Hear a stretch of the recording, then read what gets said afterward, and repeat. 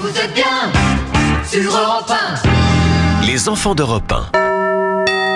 Et ce matin, Dimitri Pavlenko, avec les enfants d'Europe 1, on parle de cinéma. Oui, 26 février 1971, c'est un jour triste pour le cinéma français, un jour de deuil lors d'Autriche. Fernandel, né à Marseille, meurt à l'âge de 67 ans. Oui, dès l'annonce de sa mort, les vedettes se succèdent dans son appartement parisien et parmi elles, il y a le chanteur Tino Rossi. Fernandel, c'est pas vrai, il est pas mort parce qu'il y a des tas de disques de lui. Et Fernandel, c'est un grand rire et finalement ça peut pas être la mort, quoi. Dès le lendemain de sa mort, les radios et les chaînes de télévision bousculent leur grille de programme pour diffuser des extraits des œuvres les plus emblématiques de Fernandel. Le voici dans le film Topaz de Marcel Pagnol. L'argent peut tout, il permet tout, il donne tout. Si je veux une maison moderne, une fausse dent invisible, mon éloge dans les journaux ou une femme dans mon lit.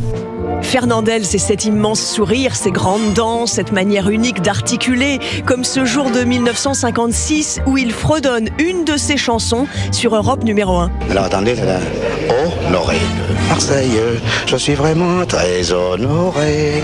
Honoré.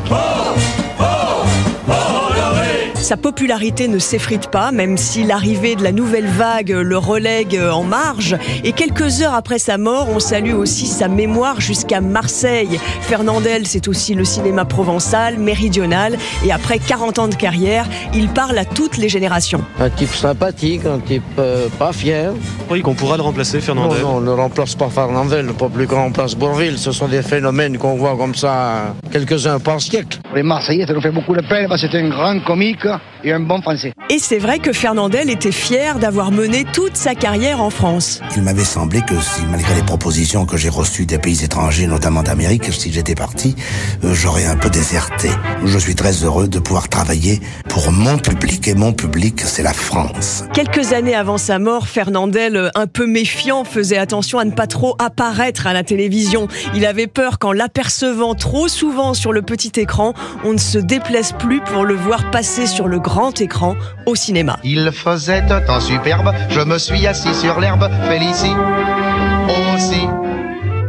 Merci Lord d'Autriche, réalisation François Desmoulins. Il est l'heure de jouer avec Europe 1.